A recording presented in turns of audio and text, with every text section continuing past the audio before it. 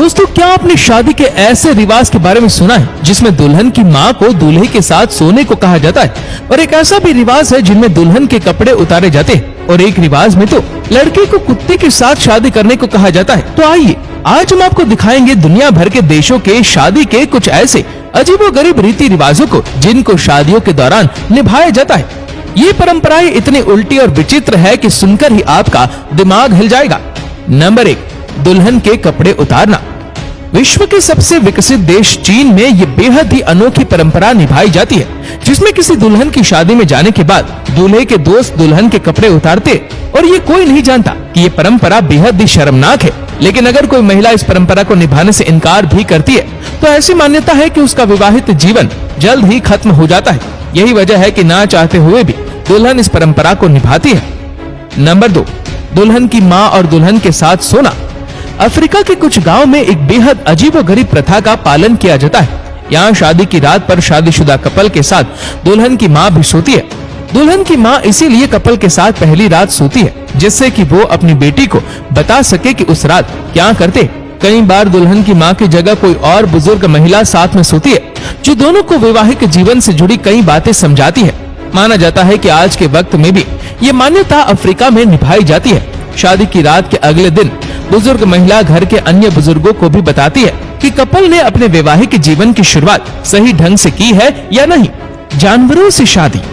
हमारे देश भारत में भी कुछ राज्यों में गांव में महिलाओं की जानवरों से शादी कराने की परंपरा भी बेहद आम बात है। ये परंपरा महिला एवं पुरुष दोनों पर ही लागू होती है। इसका मूल वजह यह है कि महिलाएं पुरुष के जीवन में मांगलिक दोष का होना। ऐसा कहा जाता है कि मांगलिक दोष वाले व्यक्ति या महिला की शादी पहले किसी जानवर से करा दी जाए तो उसका वैवाहिक जीवन सुख शांति से संपन्न रहता है।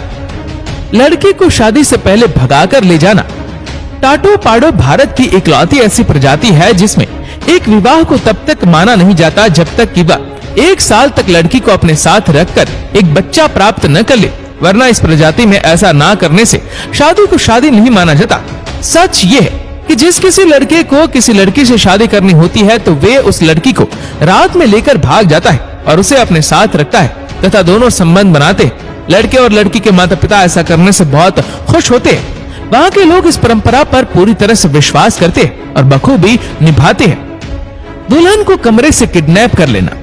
ये रिवाज है फ्रांस का, जहाँ नए जोड़े के दोस्त या रिश्तेदार आकर रात में उनके कमरे और घर के बाहर आवाज निकालना शुरू कर देते हैं। वो गाना बजाना शुरू कर देते हैं। उसके साथ ही साथ वहाँ पर जोर जोर से ड्रम भी बजाए जाते हैं। नए दूल्हा दुल्हन को घर से बाहर आकर उन्हें खाना पीना और कई मामलों में पैसे भी देने पड़ते हैं। इतना ही नहीं, कई बार तो अगर दूल्हा दुल्हन इन आगंतुकों को इग्नोर करे तो कई बार ये लोग घर में घुसकर दुल्हन को उठाकर ले जाते हैं। दुल्हन को गंजा करके थूकना।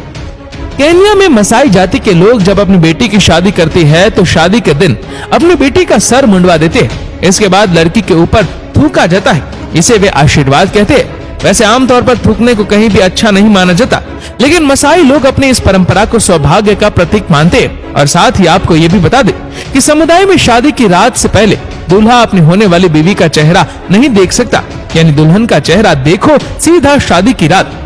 नंबर 7, 3 दिन तक बाथरूम नहीं जा सकते दूल्हा दुल्हन। ये बहुत ही अजीब रिवाज है, लेकिन बोर्नियो की टिडोंग जाति के लोगों का रिवाज है। उन्हें 3 दिन तक बाथरूम नहीं जाने दिया जाता, यानी उन्हें खाना पीना भी ना के बराबर ही दिया जाता है।